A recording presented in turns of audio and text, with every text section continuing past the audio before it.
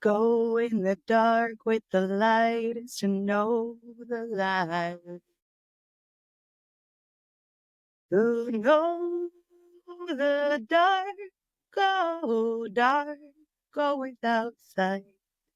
And to find that dark too blooms and sings and is traveled by dark feet and dark ways. Welcome to Soul Connections. I'm Emily. Aryn. And I'm Danielle Renee.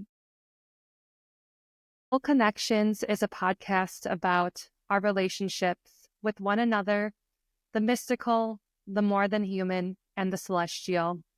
It's about what lights our souls up in these dark times. Today we're going to start with the Astro Church segment of Soul Connections. And Astro Church has been something that has been alive for a little while within our communities. We all met in Milwaukee, Wisconsin, have connections to other places, but that's kind of the through line here. And Astro Church was a gathering, and it was a radio show at one point with some other lovely astrologers and tarot readers that we're in community with. And now it's turning into a segment on this Soul Connections podcast. And Astro Church is somewhat what it sounds like. We're going to use astrology to connect with one another and to reflect on our world and the context of the world that we live in and how it is affecting our personal lives. So today we're going to be reflecting on Scorpio season. It is the first day of Sagittarius season, first full day of Sagittarius season today. And we're going to be reflecting on Scorpio season. So, Scorpio season this year was October 22nd, The 21st. 21st until, yesterday, November 21st. And we had several big transits happening. So we're going to talk about the rulers of Scorpio, Pluto and Mars, and what they were doing over Scorpio season. And then at the end, we do have a little tarot connection that we're going to make. The Page of Wands is our tarot card for this reflective episode. But first, let's get into universal shoutouts. So again, anyone who's new to Astro Church, some people listening might know what this is, but this is shouting out people or groups or things in the universe, in our communities, that we want to hold space, sacred space for, and to send some good energy to. So I just ask everyone listening and everyone here to just take a deep grounding breath together.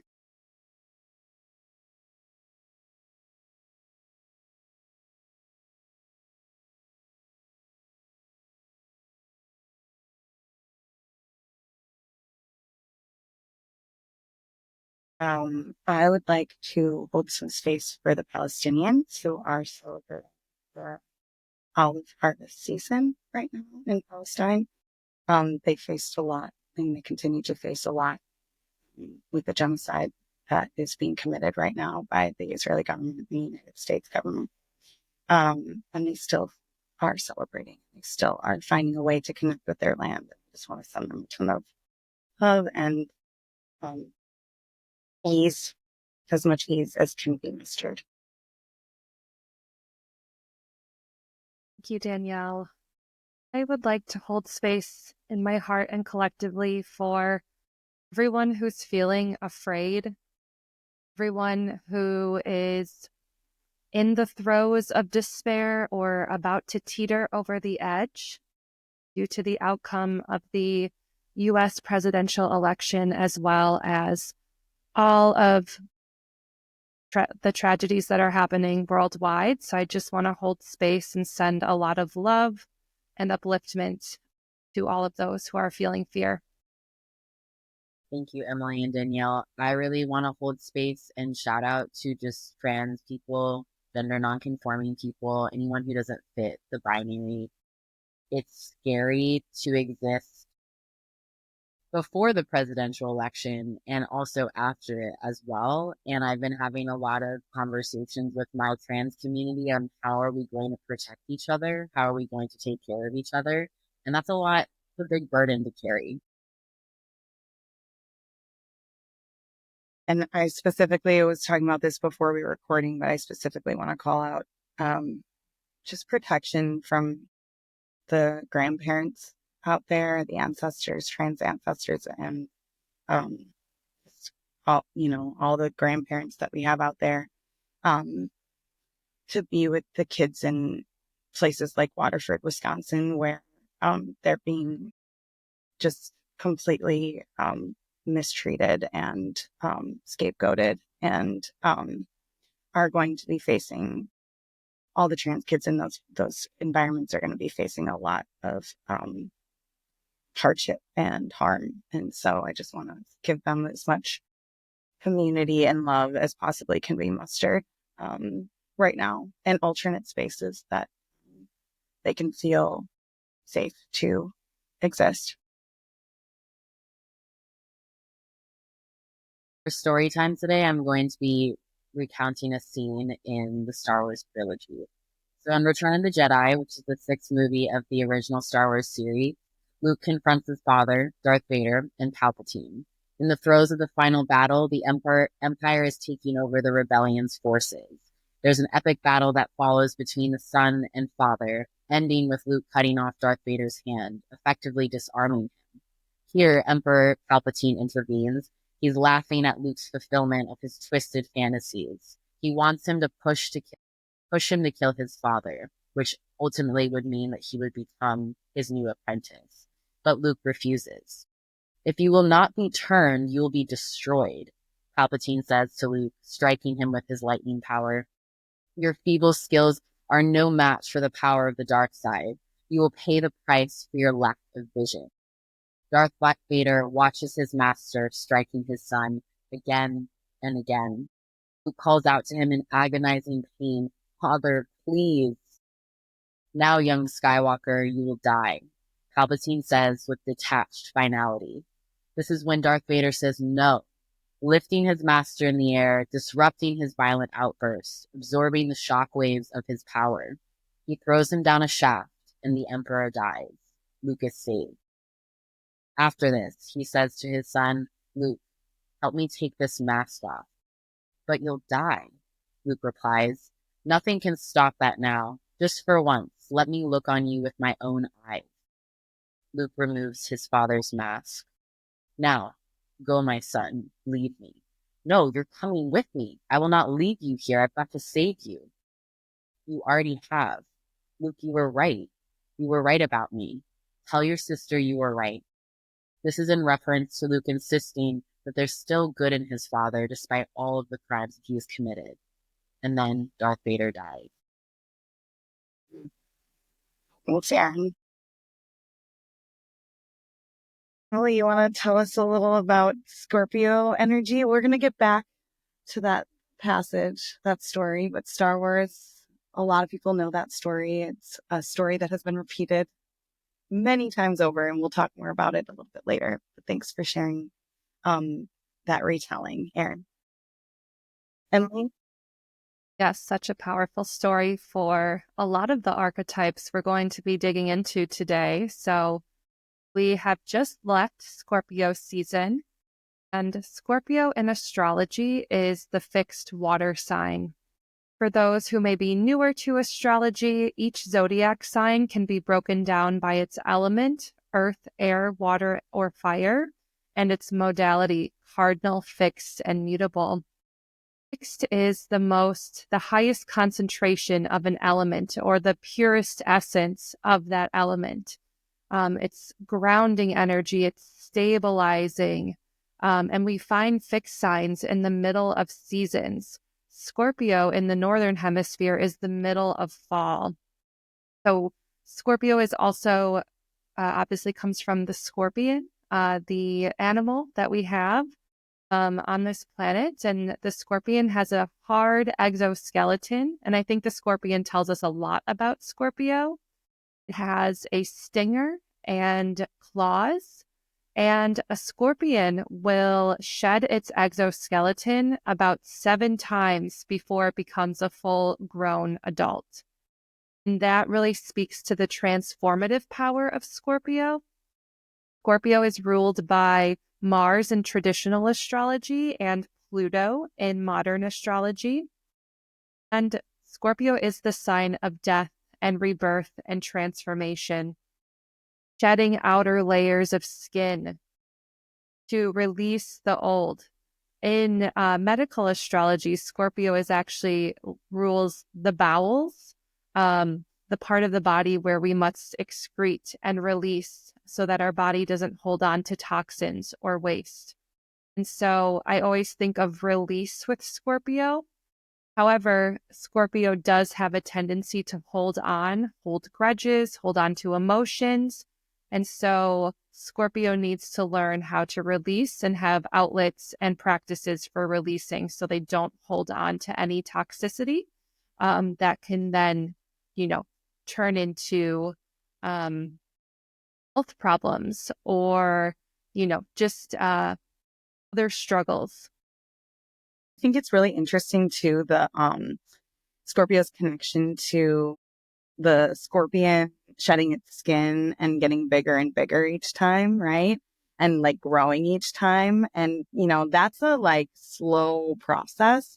If you think about water, right? Water is fluid, right? But it's fixed water. So it's like the steady water, it's the most purest concentrated form.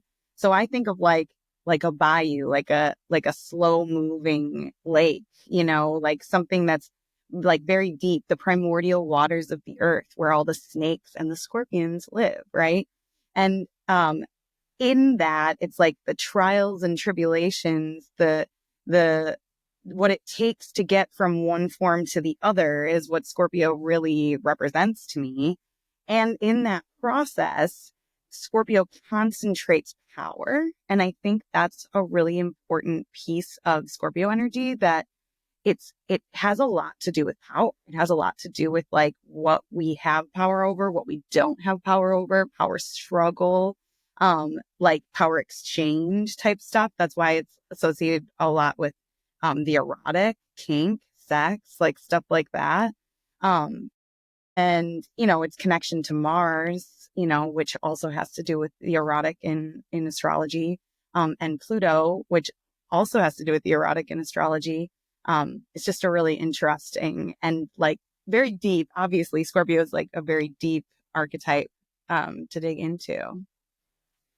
Mars in this context is also interesting. And I can't remember which one of you said this when we were planning last week, the assassin versus the frontline warrior. Which one of you said that? Yeah, I said that. So if we think of Mars rules 2 signs, Aries and Scorpio. Aries is fire. Aries is diurnal, which is an astrology term for daytime. Whereas Scorpio is nocturnal, receptive, reflective, and the other expression of Mars. And in a patriarchal society, we're not as familiar with that more kind of nocturnal expression of Mars. We really see a lot in the media, in society, and power structures, more of that diurnal expression of Mars, that being on, that frontline warrior instead of the assassin who is strategic and waits out their target. And even a scorpion, when they're hunting, they're not going out charging after their prey. They are sitting back and waiting for their prey to come to them, and then they strike. A very different approach. Yeah, the assassin. I like that. And it's also strategic, which Pluto, Pluto came in later. It's the modern ruler because the ancient Greeks couldn't see Pluto with the naked eye. They didn't have the ability to see it. And so, but Pluto, the god, was a wealth god, right? Like that was like what Pluto is, Plutus, the god of wealth.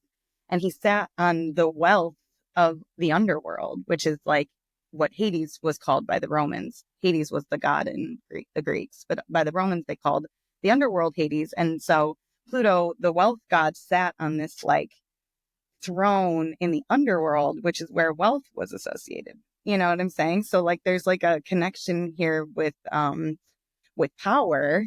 And it's interesting, Emily, you had shared that when Pluto was discovered, maybe ancient people had knew about it. Maybe ancient people knew about it. I'm just throwing this out there. But when it was discovered by modern times in the 1930s, it was right in a time similar to today, where authoritarianism and fascism were taking over.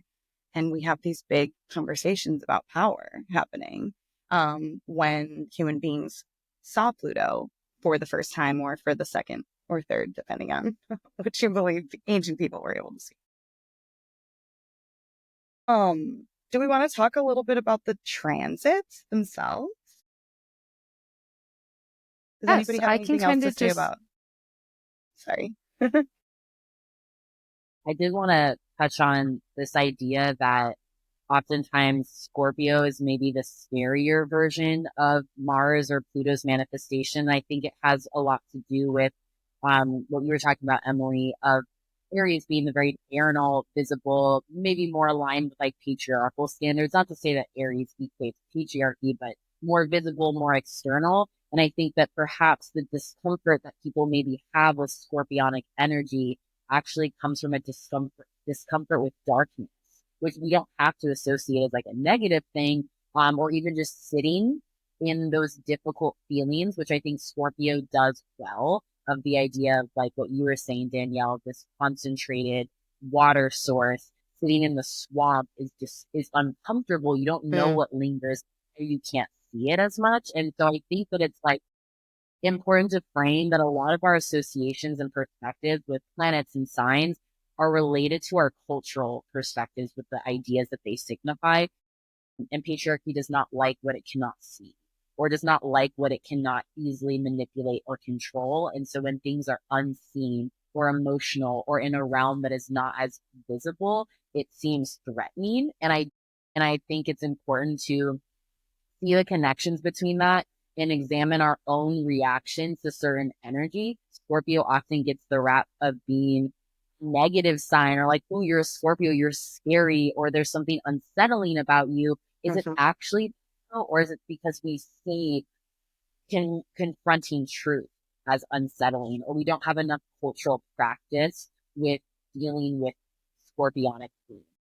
And it's also a different, like when you bring power into it, the power dynamic perspective, and you're thinking too about like the patriarchal themes that we're referring to, you know, the way that a Scorpion energy wields power and associates with power is so very different than the diurnal or like patriarchal way of dealing with power, you know, of like just kill it if it isn't working or whatever it is, you know what I mean? Versus like Scorpio is strategic. And I think that is terrifying. Like there is something innately scary about not knowing what's going to come next. But I think that people's response, like society's response, patriarchy's response to that is to like attack that versus, learn how to sit with it, you know, like learn how to like, and to access it, because we all have access to it, you know, we all have access to that, our own power. We're all extremely powerful. But, you know, I think it is really important to situate this because this kind of power that we all have access to is terrifying to people who have the interests of maintaining the status quo and of controlling and manipulating everybody, you know, which will lead us into Pluto and Aquarius, like Capricorn to Aquarius stuff. So, Allie, do you want to talk about the transits quick? Just go over them for us. One more thing I thought to add, Aryn, to what you said about, the Scorpio archetype really being shamed under patriarchy. I always think about the depth and the intensity of emotions of those who have prominent Scorpio placements, maybe especially a Scorpio moon. Just how that is actually a superpower to feel that deeply and to feel so intensely, when really the power structures, they prefer us to be numbed out, to be disconnected from our bodies, Whereas Scorpio just holds so much power in their ability to feel everything that's happening, and then to channel those feelings of pain, of suffering, into some type of transformation. And I feel that's also threatening to the patriarchy. So I really appreciated you bringing that into, our cultural context really defines how we see these signs. And I really appreciate you uplifting kind of what I would consider like pop astrology, what we see on social media, where it's maybe just a little bit more surface level than those platforms don't allow us to have like the more depthful, nuanced conversations about these archetypes like we get to have here. Anything else before we move over to kind of some of the key transits of this past Scorpio season? Okay. So just to frame everything, and I just wanted to timestamp today as well. It is, as we are recording, it is November 22nd, 2024. So Scorpio season just ended yesterday. We are now in Sagittarius season, as Danielle mentioned at the beginning.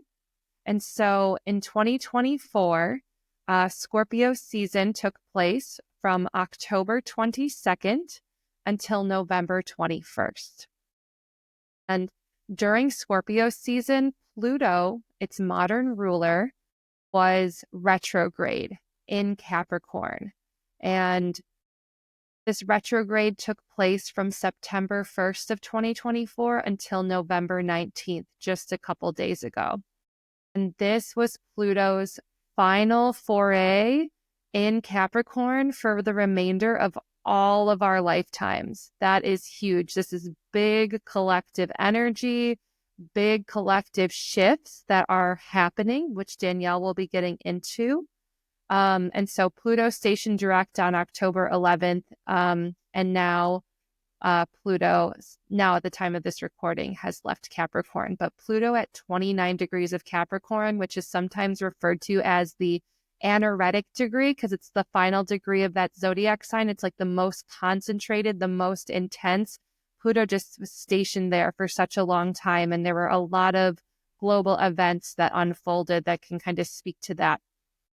The other major transit we're going to be speaking about is Mars in Cancer during Scorpio season. So we had this huge opposition, and oppositions are when two planets are in opposite signs of the zodiac. They are literally like at odds, two ends of a polarity, yin and yang, however you want to think of it. But Mars was at 29 degrees of Cancer, opposing Pluto at 29 degrees of Capricorn. It went exact on November 3rd, which is just a couple days before the U.S. presidential election. Excuse me.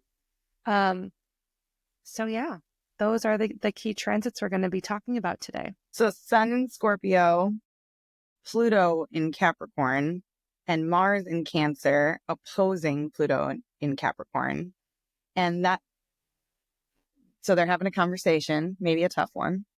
And then those are the two rulers of Scorpio. So it's kind of a big, it already is a big transit having Pluto oppose Mars, because Pluto moves really slow, so like it's, having that happen doesn't happen all the time. It happens every so often. So you have this big transit happening right in Scorpio season by the planets that rule Scorpio.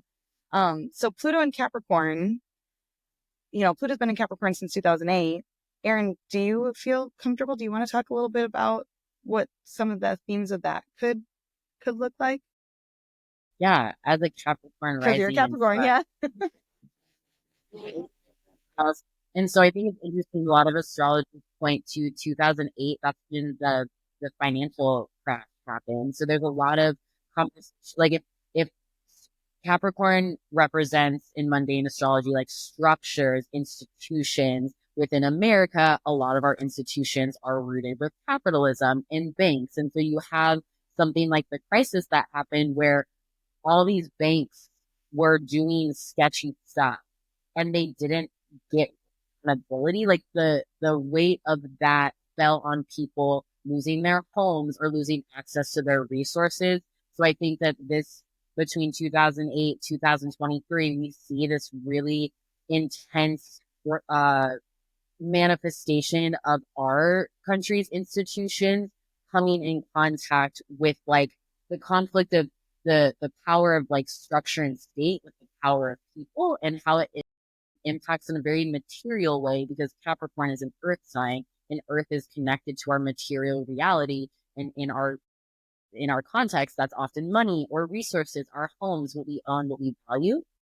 There's a lot of association with authority, of patriarchy, of tradition. And in the United States, tradition is patriarchal because that's just the context that we've been in. And so we've also seen in this time period, the Occupy Wall Street movement happened during this time. We have these other big social justice kind of oriented things that are related to like anti-police violence in response to these institutions misusing their power, misusing their authority.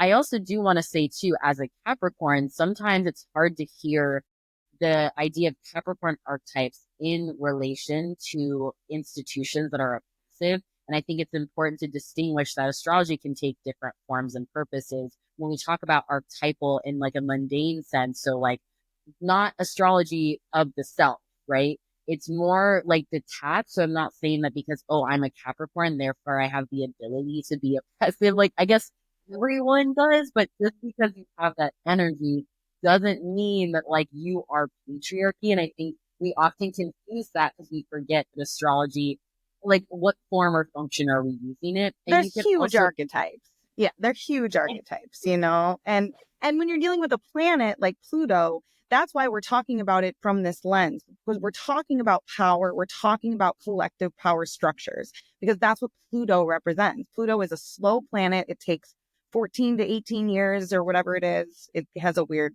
orbit, but it takes, a long time to go through each sign. And so and it also in that time, it coincides pretty well with like sociological generations. So like in that time, you see huge collective transformations and shifts. And because Pluto is the god of wealth and the god of the underworld, it's going to show you, like dig up all the dirt underneath, everything, and expose power dynamics. That's like literally what its job is to do. So like Pluto in Capricorn is doing all of that, what you were just talking about, and is talking about those themes. But those themes are about our collective power structures being revealed. It's not about being a Capricorn, sun and rising as Aryn is, you know what I mean? So I do think it's also important to like remember that we're talking about the planet like transit and, not talking about individual people, because Capricorn is really lovely energy. Pluto moved, was it yesterday officially? The 19th, so 3 days ago. 3 days ago. Pluto moved officially from Capricorn for our lifetimes. Okay. It moved from Capricorn into Aquarius. Something really, before we move on from Pluto and Capricorn, I want to call out. The United States has a birth chart, July 4th, 1776. Okay. We can do that with all entities. We can pull a birth chart for those entities. The United States is an empire and Pluto rules power, right? The United States is Pluto in 1776. Pluto was in Capricorn. So the United States went through what's called a Pluto return. It happens every 258 years. And it really can only happen to like empires. It doesn't happen to human beings, right? So Pluto made a return in 2022 during this time, Pluto in Capricorn, to the place in the sky that it was when the United States was born. So this Pluto return in Capricorn also informs a lot of what Aryn was talking about with some of the like capitalism's reckoning stuff, resistance to power and control that was happening, police violence stuff, anti-imperialist work with the pro-Palestine movement and anti-genocide movement that's happening. So like there's just like a lot about the threads unraveling for the US empire, and Pluto and Capricorn really like carried that forward over the last, a little over a decade. So Pluto now has moved into Aquarius, and Aquarius is the sign of the collective. It's also Saturn ruled like Capricorn is. So there is a sense of like our structures and the way that we form ourselves, the way that we gather together, the norms that we live by, the rules that we operate under, the things that like it's co-ruled by Uranus in traditional astrology. It's Saturn, and then it's Uranus in modern astrology. And Uranus is the planet of rebellion and breakthroughs, and it's electric. It has to do with technology and like swift and active change. It's a little bit of chaotic energy, but like in a really big, like this chaos is going to move things forward type of a vibe. So Aquarius has this like co-rulership going of like this structured Saturn that's like following the rules and like processes and stuff.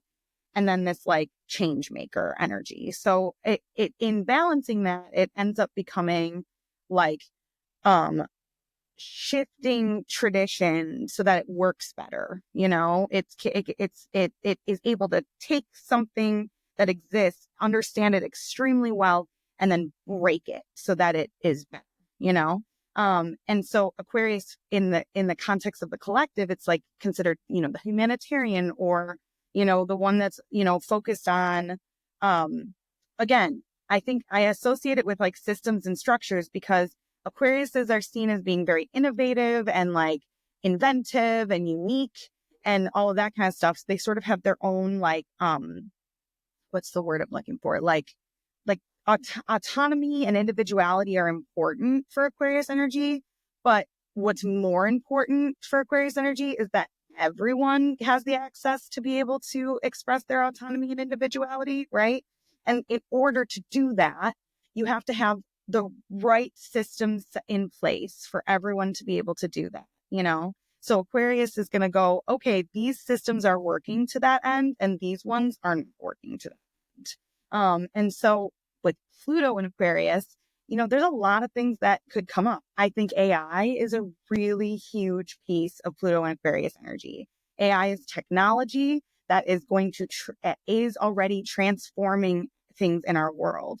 The continuous, like Trump's win to me is a Pluto and Aquarius, like kind of forcing the collective to face the reality of what we're dealing with and get our act together to figure out our own, where our power is, right?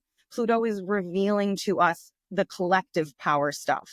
And that's not all good. Like the left, for example, I don't want to get into it on a public podcast, but we all on the left know how it is on the left. Like it is, we don't have our act together, and I think Pluto and Aquarius is going to reveal that to us, but also in that same vein, reveal to us where we have the power to be able to make some of those changes. So like community, rebellion, progress, norms, and also like Capricorn being kind of like CEO of the zodiac, like, climbing the mountain type of like earth energy, to Aquarius, the vast vista of being on top of the mountain and like seeing the whole collective and the big picture. Like we are coming out of a time of like being even on the left, even those of us that have been doing activist work and all that stuff, of having a very individualistic outlook to being forced to confront the reality that we have to have a collective outlook now. Like we have to find people to work with, and we have to find ways to relate and to work with and to gather and stuff like that. So I think Pluto and Aquarius is going to be powerful in that way. And it's going to be in Aquarius until 2043. So we're sitting with this energy. This is like whole generations of people. One thing I did also want to add to this conversation, and then I'll pause. We didn't mention this before when we were talking about Pluto energy, but Pluto rules generations. And if you think about it, it's transforming something. And along with that transformation, it's birthing people are being born with this marking in their charts. So we millennials, Aryn, I know you're not a millennial, but I'm a millennial. Emily, you're a millennial? Yeah. I'm So technically like at the edge. you're on the edge. That's right. And you have your Pluto Aryn in has Scorpio? Pluto Is in that right? Scorpio. Okay, you're a millennial too. I keep forgetting that. You just have you're just such a millennial vibe. You know what I mean? As a millennial for sure. I am a millennial, like solidly. So that's why I'm like, oh, we're different generations. And we are sort of micro generations. Anyways, we all have this marking of Pluto and Scorpio. So we, throughout our whole lives, are carrying that change making energy with us. So where our Pluto is in our charts individually, it can show us where we have the most impact on making that change a reality for the collective, you know? So I think whenever a Pluto transit happens, it's also calling up for us individually to reflect on our own power, our own Pluto energy. And some of that is really hard, uncomfortable work, as we were talking about with the Scorpio stuff. And lucky for us, we have Mars in Cancer and Leo going retrograde to kind of help us confront some of that stuff. So I'm going to pause there. I know I said a lot about Pluto and Aquarius, and Aryn talked about Pluto and Capricorn. Anything that anybody wants to add about the Pluto shift? Thing for Pluto and Aquarius, and I don't have the exact dates, but the last time Pluto was in Aquarius was in the late 1700s. And this period aligned with like very historic collective revolutions. It aligns with the Haitian Revolution. It aligns with the French Revolution, also took place during Pluto in Aquarius. So very historic uprisings of people, like the French Revolution. You know, literally people go, you know, both the Haitian and the French Revolution. And I am not a historian by any means, and I definitely was dozing off in history class, but I know those are really people-powered movements. The Haitian one, very anti-colonial uprising, and the French, really, it's a revolt against the bourgeoisie. How do I say that word? I cannot say that word. Yeah. The bourgeoisie. Yes. So just to give a little bit of a historical context of Pluto and Aquarius energy historically. Any other thoughts about the Pluto transit before we kind of move on to talk a little bit about Mars? I just want to say I saw something really funny. This came out like right around the time. So it's like, I'm looking at this article right now. It was published on November 14th. Elon Musk's AI called him out for being one of the worst perpetuators of misinformation. I think it's so funny. Like, if you think of someone like him, is very aligned with like Aquarian kind of like technological, but then like his own things working against to expose the flaws in his. Yeah, so I just thought it's beautiful. It's so beautiful. So beautiful. I mean, that happened to him when he bought Twitter. Mars was retrograde in Gemini. He's got Aquarius and Gemini in his chart. Maybe that's something we should do one day is look at that. But he's got Aquarius and Gemini pretty strong in his chart. And Mars was going retrograde over Gemini when he bought Twitter. And it was just like so poetic because he bought Twitter and then everyone was like, like, he just was like completely just like shot down about Twitter. And like, you know, that's when he was just like throwing a fit and like doing the blue check mark and being like, everybody's misusing my blue check mark idea. And it's just like, you guys are, I seriously think they're all trickster gods, just like here to be mocked. And to mock us, really. Absolutely. I mean, it's to mock our culture in certain ways. So thinking about AI and Pluto and Aquarius, and that has been the number one thing. Like I'm always living the astrology. Once you learn these archetypes and you learn this language, it is truly like you're living that language and you're viewing your entire life through these archetypes. And we had Pluto, like we had a little preview of Pluto and Aquarius beginning, I believe, in 2023, like March. We got like maybe 6 to 9 months of like a preview. And I'm someone that as I get older becomes more and more of a Luddite because I can see I see the values of technological advancements, and at the same time, I see how they are isolating us, disconnecting us from real world, like in-person relationships in our neighborhoods and our communities. I see how, especially since the 2016 election, we've seen the rise of these echo chambers created online, and there's echo chambers on the left, and I have definitely been in those echo chambers, and there's echo chambers on the right. They're any type of echo chamber. And then we have all of these bots that create these fake profiles that really like seed just hatred and anger in these online spaces. And then we're also seeing younger and younger generations having really profound and serious mental health challenges, and a big root of that being us being so online these days, and just what that does to constantly be comparing ourselves to other people. So I think with Pluto and Aquarius, that is that really that powerful archetype, but it's also like a destructive archetype. So how is technology kind of like aiding in the destruction of our society, the erosion of our social networks and our relationships? Also Aquarius. AI calling out Elon Musk. Right? AI calling out Elon Musk. I'm having a hard time with words today. I will say the first AI that I actually feel like I like is this platform that we're recording in, because it's helping us create a podcast without having a ton of podcasting skills. So it's the first AI program. I'm like, oh, I can get behind that. Like, I have not even been able to get behind Chat GPT because I like to write, and I just no shade to anyone who uses Chat GPT, but like, I'm not going to ever use that to like write my newsletter because I want to tell my own stories. I don't want a little AI to tell my stories for me. And I want to hear people's real stories. I want to hear their real voices. So, one more thing to add to this is what I am really looking at as being a former community organizer and an organizer that did a lot of protesting when I lived in Chicago, AI and the rise of the surveillance state. And also with kind of these coming Trump kind of regime years, and being very realistic that we are very likely going to be living under an authoritarian regime here in the United States.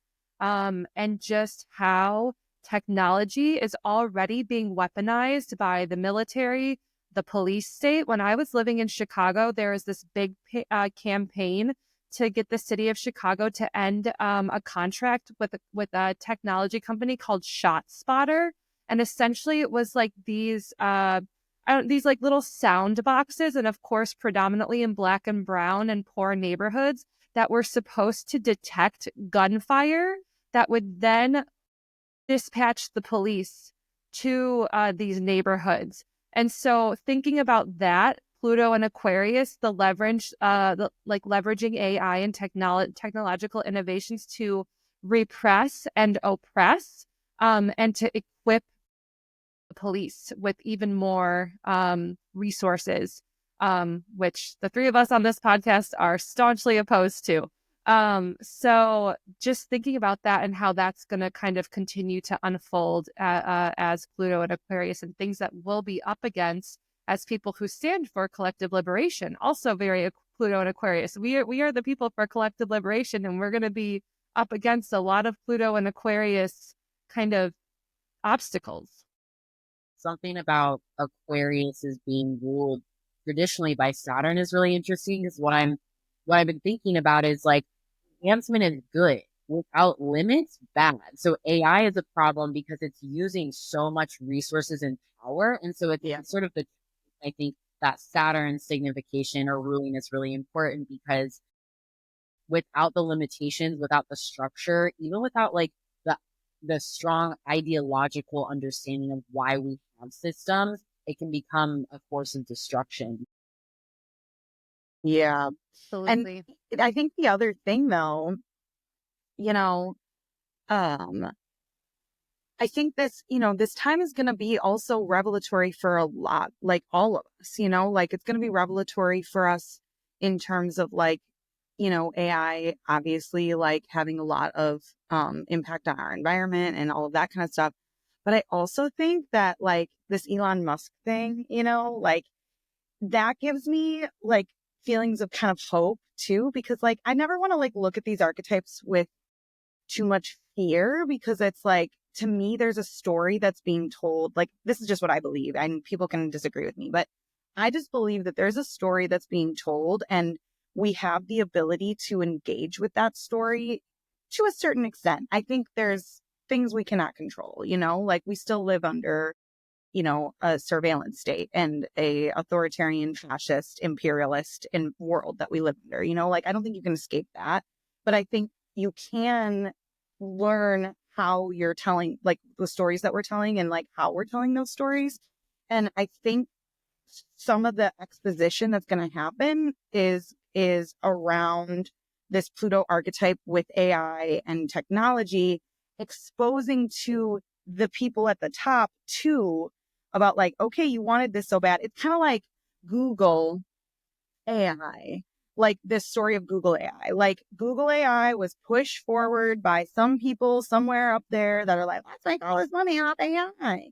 And then Google AI comes out and everybody hates it, and it's not getting at all the attention, or you know what I'm saying? So like it's happening even in places. I know people that, in places that they work where there's these huge AI initiatives and then they fail. They're not good. They aren't the same. People want to talk to human beings. They don't want to, and so I do think I have some hope that some of this stuff will kind of churn on the powers that be too, alongside of turning on us. You know what I mean? And that's another thing I want to say is, we said, wait, there's only one AI you've liked so far. I just want to tell all the AI out there that I like you a lot. We are friends and we want to be your friend. So that's my thing about AI. Do we want to talk about Mars and Cancer because we're coming up, or do we have anything more to say about Pluto right now? We'll get back to Pluto too because there's more to say about this.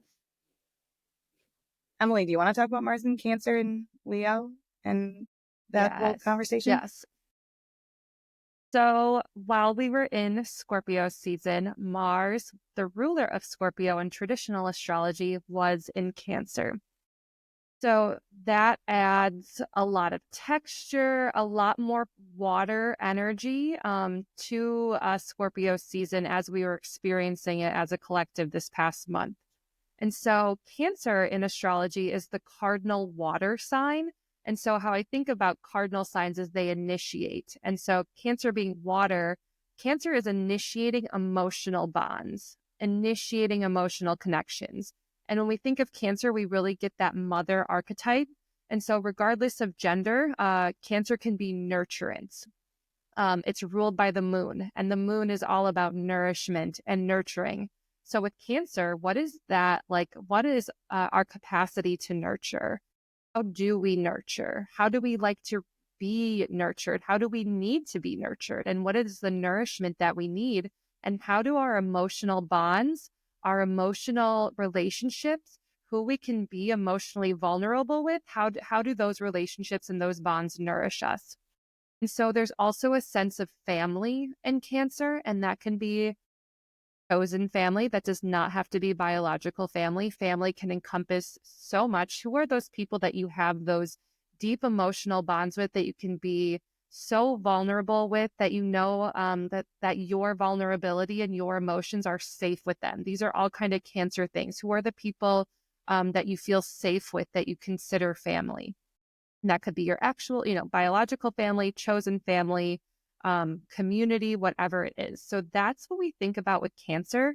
At least that's what I think about. Sorry, I keep saying we. What I think about with Cancer. And then when you add Mars. Okay. I just don't ever want to speak for anybody else. Yeah, I respect that. Cancer Mars, babe.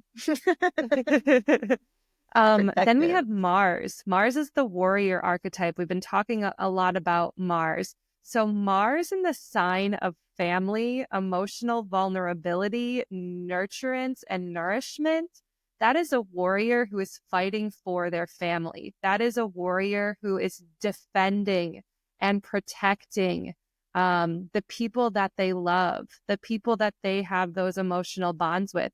That is a warrior who is fighting. I also think of this because I have this placement natally, so I am very connected to this energy. Is Mars is fighting for people to be able to be nourished. Like, for me, that boils down to basic needs. Like, when I think about my organizing and what I care about, I want people to be fed. I want people to be housed.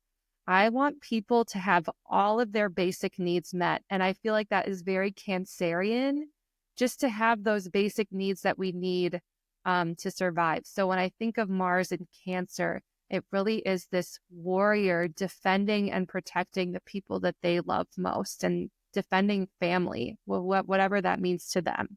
There's this there's this meme going around recently that our friend shared, and they also have their Mars in Cancer, and the meme was like a lioness in front of these two little lion cubs, and it was like the lioness was me, and then the two little lion cubs were like trans kids and non-binary kids, and the lioness was like, like protecting them essentially. And like, that is so Mars and Cancer, like energy to me, like just being like, I will protect what I care about at all costs. And it's like a really like beautiful, like, because a lot of times the mother archetype under the patriarchal definition of like the mother archetype is so weak. And it's like, it's not this like creator destroyer energy that's like super powerful. And like Mars and Cancer like challenges that, I think.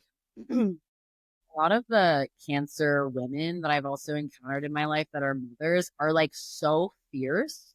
And the idea of like it's not demure, like to the point where they're almost kind of bitchy, and I love it. Yeah, me too. Actually, bitchiness and Cancer, they go together, and I love it too. Like, I really love it. My mom is a Cancer, and she also has her Mars in Cancer. She has a huge Cancer stellium in her 10th house, so she's like but she's an Aquarius moon, which rolls over all of that. So she's very like collective and minded, and her rising is in Libra, so she cares a lot about fairness. Like, fairness is like extremely important. But that Mars in Cancer placement growing up, like my mom would go to school and she would tell people, like teachers that were being, if there was bullying going on, like not just of me, if there was bullying going on and she found out that one of us was involved in any kind of bullying, it was like, I would be in huge trouble for that. Like, bullying was her like number one thing. You know what I mean? So it's like, I see that Mars in Cancer, like I was talking to Emily about this archetype, and I was like, I wonder if my mom has Mars in Cancer. And I like looked it up. I was like, oh yeah. It's just this very, like you said, fierce, not demure, like, and she's not always like that. My mom she's a pretty like quiet, chill person, but like when her babies, like not just her babies, like when any babies are being mistreated or anything like that, she's just immediately like out there in front of them. So yeah. You mess with Bravo, you get Sabo. I mean, Love it. I love it That too. is Mars. That's the Mars in Cancer. That's their phrase for sure. Yes. So Mars in Cancer made this opposition to Pluto, right? In Capricorn. What day was that again? We said November it earlier. 3rd. 2 days. Right before the election, November 3rd. Yeah. And so, it's this Mars, Mars moves quicker than Pluto. It's closer to the Earth, so it moves quicker. So, it's actually going to be in Cancer and Leo. It's going to be in both for a very long time because it's going to go retrograde, eventually. So like, this is kind of like a pre-retrograde conversation that we're also having. But Mars, the faster moving planet, meeting this huge, strong, powerful energy at the 29th degree of Capricorn, it really does, like, it's like the individual warrior for nurturance meeting the king, and like meeting the like god of the underworld and the death and destruction and like having to face that head on, right before the US election, which the US election, the Democrats, we all know the Democrats did not put forward anything of use to anybody, So like flat out, Donald Trump winning is a Plutonian lesson for every single person, right? Because that was it. It's so Plutonian. It's like, again, you mess with this, you get this. Like you know what I mean? Like it's the judgment card in the tarot. It's like this is the reality you're living with. Like you don't actually have an option. You actually didn't have a choice. Like this is the reality. You know what I'm saying? And so what are you going to do now? Now that this facade has been dissolved. And that's to me very Pluto and Mars energy, meeting each other, being like, this is it. This is the truth. It's in your face, and you have to deal with it now. We were going to talk about the US natal chart a little bit. Do we still want to do that, or do we just want to mention it? Just that, Let's this is all in the show it. Okay. Yeah. Just to kind of get a, this is good context, I think, to understand some of these things. Now, the Pluto return, Pluto moves slow, so it happened in 2022, actually right as the Ukraine-Russia war started. It was like right around the same time. And so this is the US's natal chart. You want to point out the sun in Cancer, Emily? Are you able to do that? Yep. So right here we have, here's the sign for Cancer. And so obviously the United States was founded July 4th, 1776. So we have sun in Cancer at 13 degrees. I think it's really interesting that we have this Venus-Jupiter conjunction. And Jupiter is exalted in Cancer. And I think and then also we have this moon in Aquarius that rules Cancer. And then Mercury retrograde in Cancer as well, right here, opposite Pluto at 27 degrees of Capricorn. And one thing I wanted to point out and see what Danielle and Aryn think about this, when I kind of forgot that this like United States has this Venus-Jupiter conjunction, which is like very beautiful day. Like once a year we get Venus and Jupiter to conjoin. They're the two benefics. And because it's conjoined the sun, I wonder if this is where we get this delusion of like the United States being like the greatest empire and the greatest nation and this like benevolent nation, like this, like the delusion and like the story that is projected is that like the United States is the greatest, the most benevolent, and has to help all these other lesser countries. The richest, the most wealthy. Yeah. I think of that too with Venus placement being there. And is that the 8th house too? So like I think of like having a lot of resources and also resources extracted from others, because 8th house rules over other people's resources. Yeah, that's really interesting. And the opposition, Pluto doesn't make a direct opposition to the sun, but it does to Mercury. So, think about propaganda through the years, the stories that we tell about like the United States and like the narratives that get spread around that are blatantly false, like what we're taught in school about life, liberty, and the pursuit of happiness and all of that, and Pluto being the exposer of some of that stuff. Very interesting. Also, the Aquarius moon thing is interesting to me because I think about like Aquarius, like your moon being your like how you feel on the inside, and the United States like thinks of itself as this like rebellious, like freedom oriented, you know what I mean? Like isn't, but like thinks of itself that way, What makes me think is it's a Sagittarius ruled chart, so Jupiter being at the helm, and then also like Mercury opposite Pluto, because like when you think of the context that the American Revolution was founded on, like it was a bunch of guys, like white dudes, being like, we don't want this British like empire power structure, but in some ways ended up replicating exactly that, but in a way where they were like situating themselves as the kings or the emperors. And so it's like, that vision of like yes, it is freedom, but then when you look at historical context, it's like freedom for who and from Right. what, and it is connected to wealth. Like the English taxes was a really big radicalizing moment for a lot of like colonists to be like, no, we don't even have representation. So it's just interesting to see the Delulu that's present, and also like creatives that are created. And like, as someone with Jupiter conjunct Venus in my own chart, it's kind of interesting to see this manifestation in like not a person, but an entity or an ideology. And I can see the ways in which Jupiter just expands anything. So it good or bad. And so also the United States having this like obsession with like, we have to continuously expand our values, like Venus values, our values on other Manifest people. destiny, grow, Yeah. go, and take all the resources along the way with the Venus, placement in the 8th house. Well, and it's, to point out. Oh yeah, go ahead. So Pluto is in the 2nd house, and the 2nd house is how we resource ourselves, and how the United States has resourced itself is through power and control and extraction.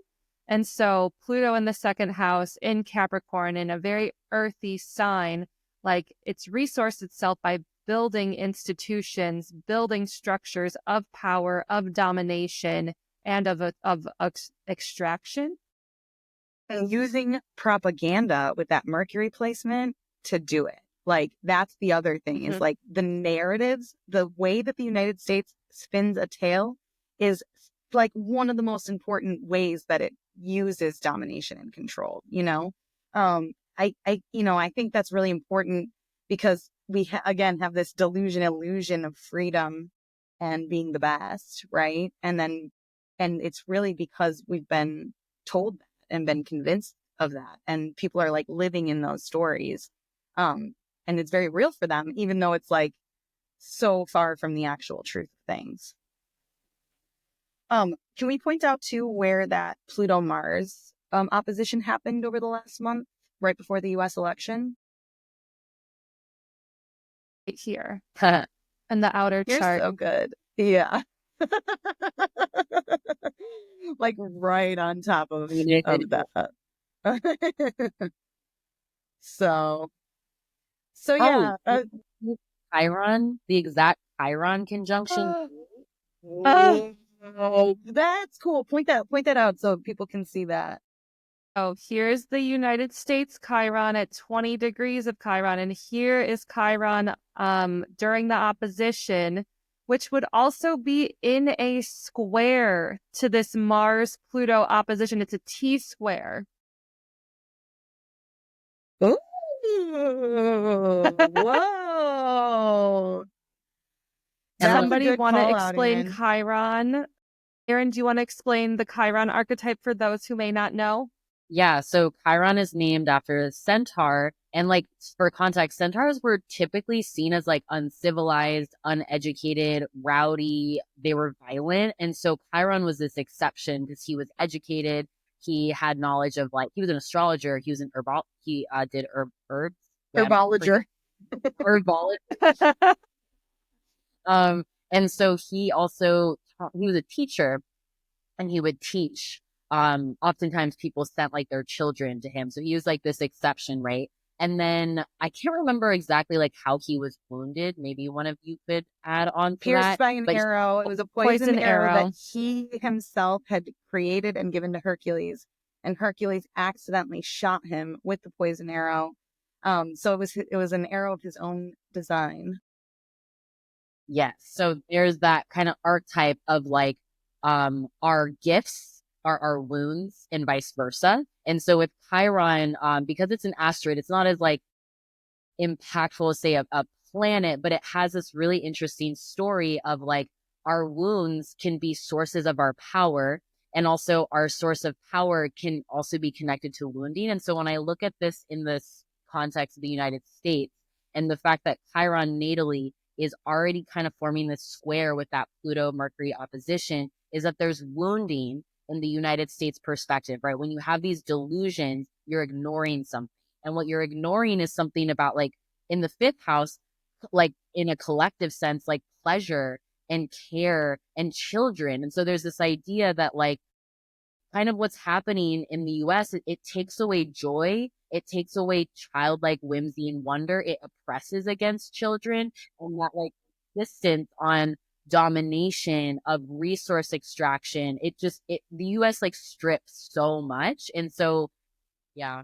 So I just want to jump in here really quick because I just got a chill moment where like a download moment, like with Chiron and Aries specifically in the fifth house. If you think about an Aries child, like childhood and expression in like an innocence way is one of the most important things for an Aries child, like all children, but like Aries children, like that Aries is that essence. Like it is actually that essence of like being the child of the zodiac, the baby. And Aries archetypally is known for being a big baby. You know what I'm saying? Like a king baby energy, you know? And so it's like there's with Chiron there, if you have a wounding, right? The expression of Aries, Mars ruled, diurnal Mars ruled, we were talking about this earlier, is going to react, is going to be violent, is going to like try to dominate, you know, that is definitely an Aries instinct, is to like, you know, just like take over, you know, overwhelm, like destroy, you know? And so like having Chiron there, like does to me speak to the Aries instinct. When an Aries is wounded, you know, there's the story of Aries bringing trails of blood throughout, you know, the lands and stuff as he like committed all his war crimes and stuff. But then when he was pierced with an arrow, he made a big scene and was a huge baby about it. And like, you know, just was like so upset. And that to me is like so like Chiron and Aries, like in a challenged way, you know, because there's like you were saying, there's ways to use that. There's healing that can happen to learn, you know, I'm an Aries sun. So like, this is a thing I've had to learn is like, how do I hold space for my own wounding and my own stuff so that I don't dominate and control and I don't overwhelm, you know, others and, you know, kind of live a little bit more according to my values in that way. But yeah, that Aries Chiron connection is particularly interesting. And that it was an exact conjunction. And that's a big deal, y'all, because like it's literally the exact degree. So Yeah, cool. that's very karmic, and Chiron return happens about every 50 to I think around 50 to 55 years, I believe.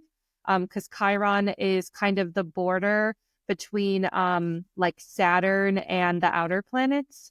That asteroid belt is where the asteroid is found, but that is just I didn't even pick up on that when I first pulled this chart. That's so cool. Mm-hmm. that it's just like such a deep wounding. So we have this Chiron return on top of this immense Pluto return, which is really just all of this destruction of the United States just coming back full circle. And now we, as the generations who live here today, are grappling with the last 250 years of just Plutonian, you know, extraction and genocide and destruction that has really propped up and resourced this country that we live in. I do want to just call out time right now. So, I think we could go really deep in the, US natal chart, but, I just want to say the reason we're talking about the US natal chart is because we're talking about Scorpio season. We're reflecting on the election happened this past Scorpio season. This Pluto-Mars conjunction or opposition happened during Scorpio season and happened right before the U.S. election. So the U.S. natal chart, we just wanted to talk a little bit about that, to talk about there's a story, a bigger story being told right now collectively that, you know, we all have our individual parts of. And I think this does tie pretty nicely into the passage that Aryn read in the beginning, which was something that you wrote, right? Like as a retelling of the Star Wars scene. Yeah, I literally watched the scene and I wrote down the exact quotes and just kind of added in what was happening. Yeah. So people Yeah. Well, and you did a bigger piece on this, on the Pluto-Mars archetypes in Star Wars, right? So do you want to kind of just like, going back to Star Wars, if you don't know Star Wars, maybe you can re-listen to the story Aryn told in the beginning. You don't need to know Star Wars, but if you do know Star Wars, this is going to be a familiar story. But we just wanted to kind of tie that archetypal story in with the astrology that's happening. So do you want to talk a little about that, Aryn?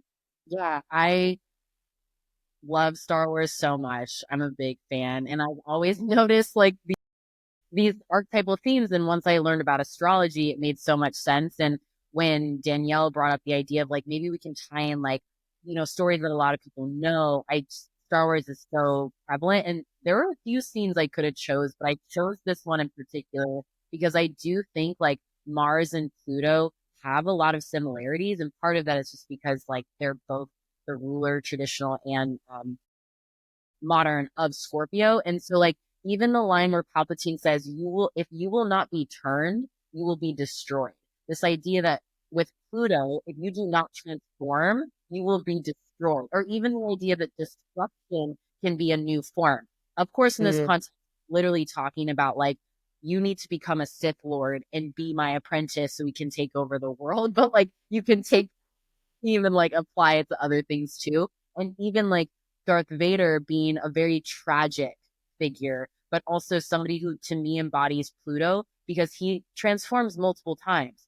First, he transforms into a really awful person, but then he has this redemptive arc and this sort of his son bringing him back to like who he really is. And so also this like the mask being removed from him. And so I also want to briefly talk about why I think Darth Vader is kind of like Mars and Pluto. And so you guys can interject too if like you have thoughts on this. But I feel like Anakin in the prequel is very Mars. Like he's known for being impulsive. Yeah. He gets in trouble all the time with King the Jedi. Baby. Yeah, King Baby. He's so cool. And so people are like, okay, God, like you really need to like tone it down. Also, we need you to lead our armies because in the prequel, you have the tension between not the Empire doesn't exist yet. So you have like this group called the Separatists, and they're trying to like fight like the Jedi and the sort of natural order, and they're led by a Sith Lord. And so they're in this tension in this battle, right? And so Anakin is like really important because he has so much raw energy and he's super powerful. He's a really great like military strategist, but he has this tension. And part of his tension is because he's had a really messed up past. He was a slave. His mother, I think he got separated from his mother and his mom died eventually. So he has a lot of like these signatures of loss, which to me feel very Martian to have a very visceral, intense kind of childhood and then be taken away from that context and then have all this like power inside of you. So he gets manipulated by like Palpatine, who to me is like the ultimate villain in the story where he just wants like world dominate or galaxy domination and he manipulates. So he sees in Anakin this like profound loss in grief that has not really given space because the Jedi Order is like, you cannot have emotions because emotions lead you down to the dark side, which is also kind of an interesting tension as well. So his sense of justice gets distorted. He ends up turning on his old master. And literally how that battle goes down is so Martian. They're on a volcanic planet, first of all, and they're having this like lightsaber battle. And he does something where his old master's like, I have the high ground. Like, if you try to attack me right now, like, it's not going to go well for you. He does it anyway. He literally loses his legs. He gets severe burns. And you see this, the only way he survives is because he has like cyborg and like intervention. And before I go into like Darth Vader is like more Plutonian, Hayden Christensen, who played Anakin in the prequels, has a Pluto, Mars, and Mercury opposition in his natal. Oh. See it, like even his character, I think he does a really great job of like his facial expressions, his body language. You just know there's something simmering beneath him. So then when you have Darth Vader in the original series, Anakin is literally renamed, right? He dies, renamed. So very like Plutonian. He takes on a new form. So like Pluto and as change is like complete metamorphosis, not just shift. And even this idea of he has this mask and like his outfit feels very like like honestly badass and spooky and evil. And so James Earl Jones, who voices Darth Vader, has a Pluto opposite moon. It is a 7-degree orb. He also has Pluto opposite Jupiter. And so it's like, again, you have these like really cool, like even the characters portrayed. So Star Wars, I think, has a lot of more negative portrayals of darker Plutonian energies. You have like Darth Sidious and Darth Maul and Darth Vader. You could say that like the evil or the unbalanced manifestation of Pluto is like a Sith word, but then you also have like the Plutonian struggle between the rebellion. So it's like that's power of the people. That's we have power, even though the Pluto and Empire. Aquarius. Yes, exactly. So there Mm-hmm. is something here. The Empire uses fear to oppress. The rebellion transmutes fear into courage. And so Mars is also in this conversation. Say that again. Say that one more time, because that's key, I think. I think that's key. The fear The Empire thing. uses Mars energy and Pluto energy to oppress and to manipulate and control. Yes. And the rebellion transmutes fear into courage. Transmutes fear. I think that's important too for the Cancer. And I'm sorry to jump in here, but this is so exciting to me. But I think that's important for the Cancer Mars conversation we were having too. And, I could see Anakin having some kind of, maybe not a placement like that, but like what's his, wife's name? What's her name? Padma. I could see Padme having a Mars and Cancer placement of some kind, but anyways, like the Mars and Cancer thing we were talking about with, the United States and let me back up. The Chiron thing in Aries that we were talking about with the United States and Mars and Cancer being that nurturing aspect, right? So the Chiron thing with the United States, like there's a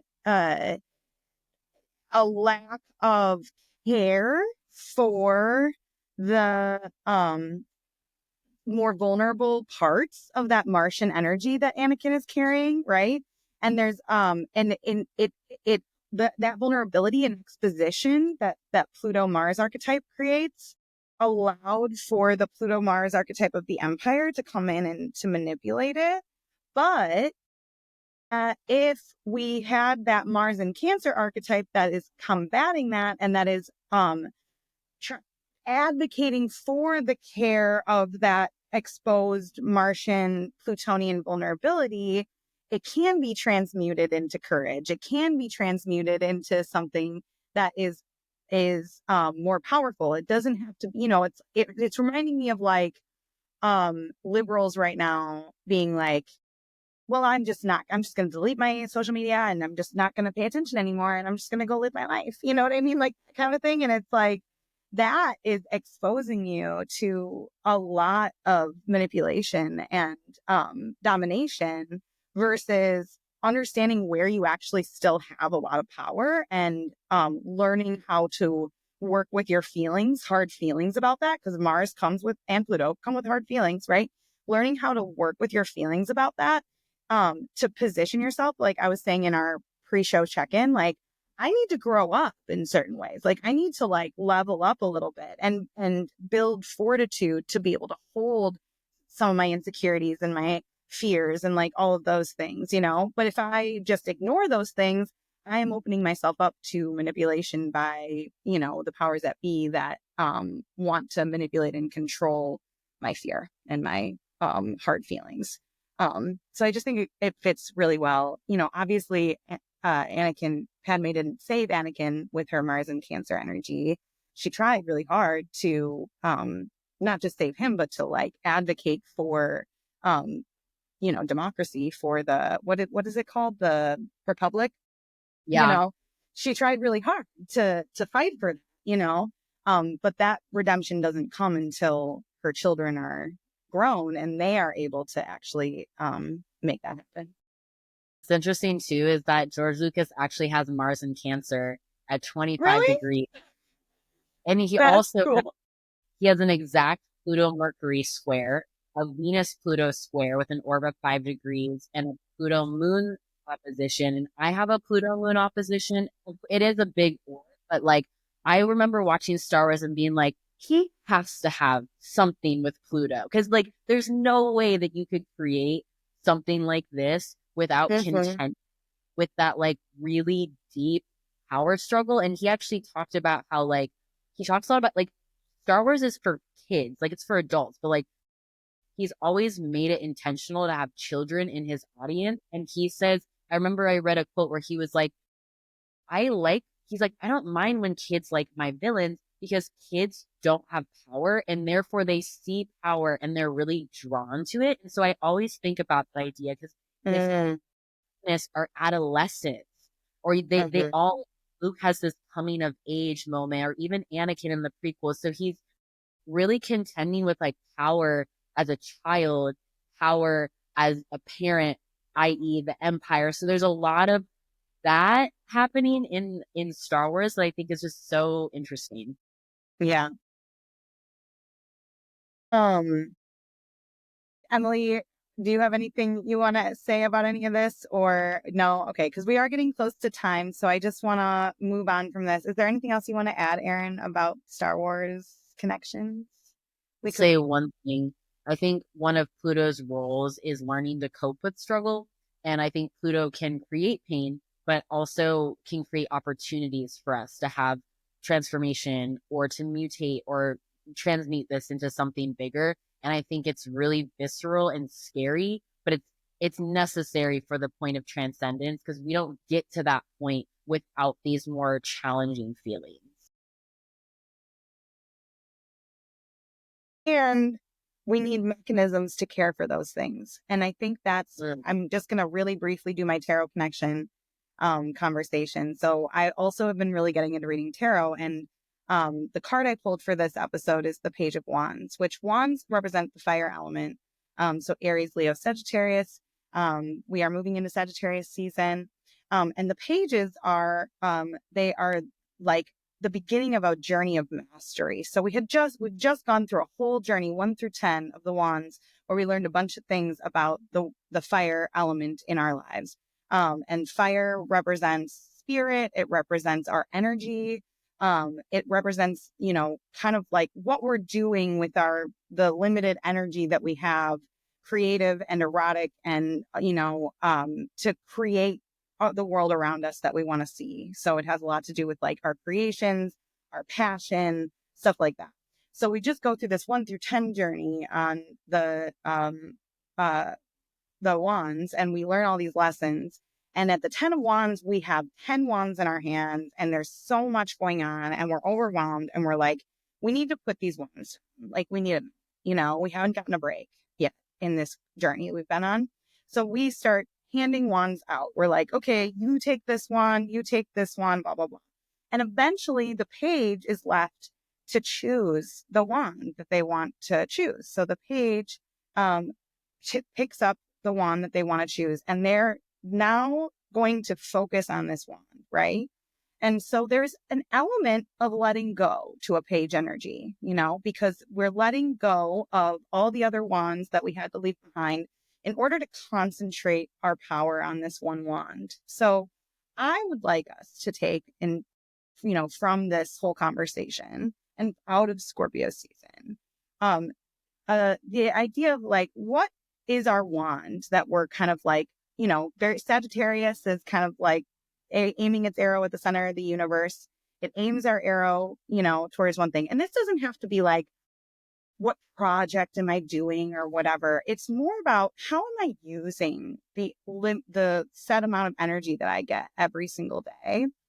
And in the context of this Scorpio conversation, power dynamics, stuff like that, the Page of Wands, it can help us to see where our power really is, because what lights us up, which is what this soul connections thing is all about, is really where we need to move from, right? Because if we don't move from that place from what lights us up, it's going to be drudgery. It's going to be challenging. Like we're not going to have the energy accessible to us, that if we are aligned with our wand energy, if we're aligned with where we're placing our wands in any given moment, again, I'm not saying like dump your boyfriend. I'm just saying like there's, although dump your boyfriend if he's okay. But I'm just saying that, like, you don't have to, like, I'm not saying get rid of things, but I am saying, like, what do I need to, like, let go of in order to be able to wield my wand better? And the page is a student of that. The page is learning about. So I think, part of what we have let go of in terms of the Tens of Wands is electoral politics saving us, right? Or the Dems having any usefulness, because a lot of us, even me, like, I was like, it would be cool to have a woman president that ends the wars. Like, that would be cool. I would like that, but that's not the reality we live in. That's not what was being offered to us. That's not the choice that we had. And so that was exposed to us very clearly. Some of us knew it. We all knew it. But, like, it was just, this is the truth. This is the reality. This is what you're dealing with. Right. And then from there, now I'm like, okay, what power do I have now? Facing down this barrel, where do I have these resources? And that to me is what the page one is. And it's a learning process. I have a Sagittarius friend that I sing with here in New Orleans, and I saw her yesterday, and I was like, happy Sag season. And she was talking about, she's doing this big her first show on Frenchman Street, which is really exciting for her.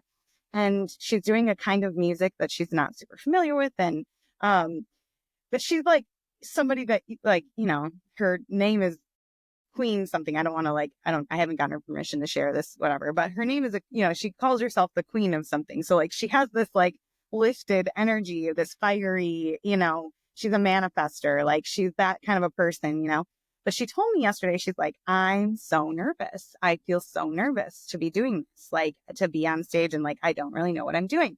And, like, that to me embodies Page of Wands. It embodies Sag energy, because it's, you can see her as she's standing with this, like, lifted energy and playing the guitar and singing, and she sounds great. But there's a little bit of this kind of flow, Sag is mutable fire. So there's a little bit of, like, flowing, like, going back and forth, being able to stand in some vulnerability, and take a little bit of a break to refresh, and then come back out and expose oneself. And I think she really kind of embodied for me this, like, Page of Wands thing of, like, you're not going to be without imposter syndrome. You're not going to be without fear and anxiety about the climate and, how people are being treated in the most marginalized of groups. You're like, we're not going to be without all of that, but, like, there is a way to stand in our power and to access our power. And we all have to figure that out, and we can help each other figure that out. You know what I'm saying? Like, we can reflect off of one another. We're in Pluto and Aquarius now. We're not doing this alone. But it is something that, I just think moving into Sagittarius season, hopefully we can all kind of take that back from this, very volatile Scorpio energy. So yeah, that's our tarot connection. Before we finish, can I just ask everybody to do a little reflection question? Is that okay? So the question I have is, with Pluto's transit from Capricorn to Aquarius, we are all confronted with our relationship to power. What does it mean for you to hold your own wand, to claim and direct your power? What are you learning to let go of or shed in order to wield it with intention and authenticity? So we don't have to necessarily share our answers right now, but just something for us all to be thinking about, and everyone to be thinking about out there. Is there anything else that anybody wants to add before we close?